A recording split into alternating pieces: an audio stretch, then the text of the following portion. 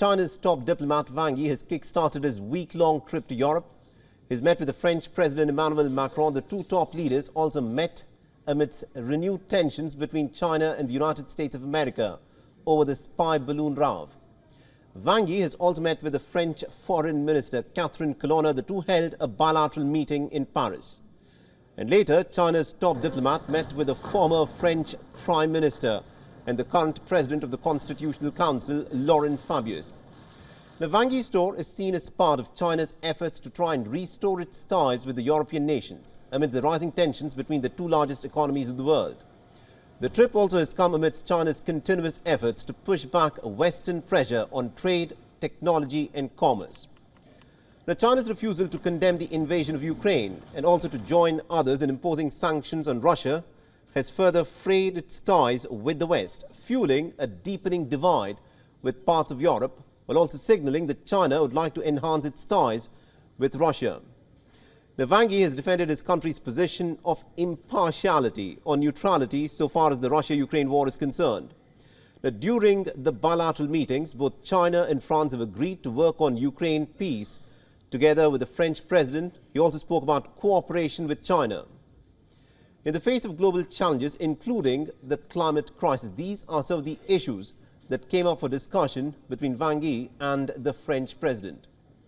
The Wang Yi is also expected to deliver a speech at the Munich Security Conference. The 59th Munich Security Conference will be held from the 17th of February until the 19th of February. Several global leaders, including the likes of Macron, the American Vice President Kamala Harris, are expected to attend this conference. The Chinese diplomat will also be visiting other European countries, including Germany, Italy, Hungary and Russia in the course of the next few days.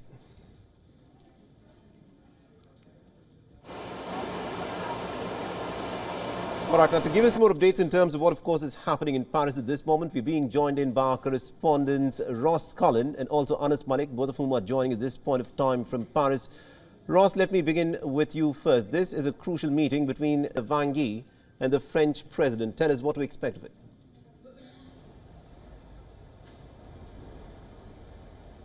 Yes, that was the meeting which was held on Wednesday. The first appointment for Wang Yi here in France was to go to the Élysée Palace, the French presidential office and residence, for a meeting with Emmanuel Macron. And both sides discussed areas where they do have convergence, such as fighting the climate crisis. Emmanuel Macron laid out his plans for co-chairing the One Forest Summit, which is going to take place in the Central African country of Gabon next month. They also spoke about the ongoing wider battle to try to reduce emissions and increase the use of renewable energy. They spoke about trade and technology, bilateral issues. As you mentioned in the intro, though, they did discuss Ukraine. For China, this is a crisis. That's the word that China uses to describe the situation there. It's a special military operation, to use the Russian terminology, but for Ukraine and for France, it is an invasion and a war. There is no mistake about the language used in the French presidential communique that was released after Wang Yi met Emmanuel Macron. Right, very interesting. Do continue to stay on with us, Ross. Let me bring in my colleague Anas Malik, who's also joining us live from Paris at this moment. He's joining us live, in fact, from Munich. Now, Anas, this is a crucial visit. Iran and Russia have not been invited to the Munich Security Conference this time around, but China will be there. So what position is Beijing likely to take at the Munich Security Conference?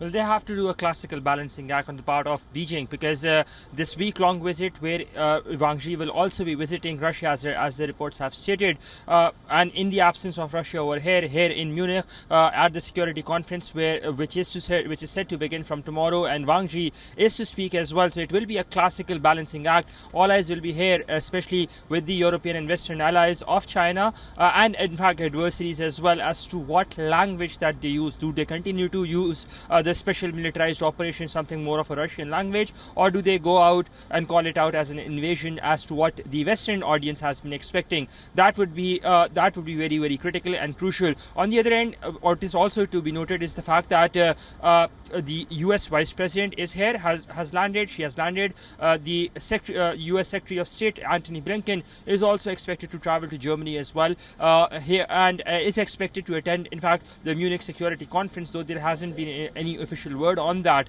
So in case if it happens, if Secretary Blinken also attends this, it would be very interesting, because Secretary Blinken was to head over to Beijing on the 3rd of this month, earlier this month, and then because of the balloon saga, the visit was called off. So in case if Secretary Blinken actually travels, that would be a first formal encounter between Wang Yi and Secretary Blinken, the US Secretary of State, and what transpires between them, whether even if there is a handshake or not, whether there is any movement, that will all of this will be very, very closely watched out. Saleh? Absolutely, indeed, Anas. That's a crucial thing that we'll be looking out for.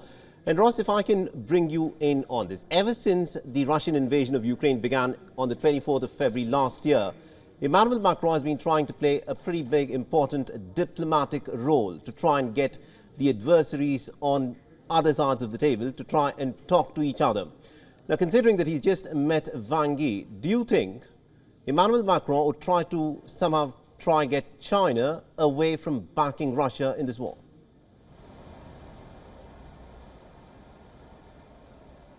Well, Wang Yi did say that after his meeting with Emmanuel Macron, he said in a statement that was released that China does want to find a political solution and is willing to try to help find a political solution to the war in Ukraine. He said that China considers France a very important independent power in the world, and also wants to work with partners like France to try to help bring about that political solution in Ukraine. So we do have that convergence between France and China. They do both want to see an immediate halt to hostilities and a ceasefire put in place. We have had Emmanuel Macron in the past trying to urge China to use its leverage with Russia to persuade Vladimir Putin to come to the negotiating table. China also urging that Ukraine must take the same steps to try to bring about peace. But Emmanuel Macron certainly did not shy away in the communique from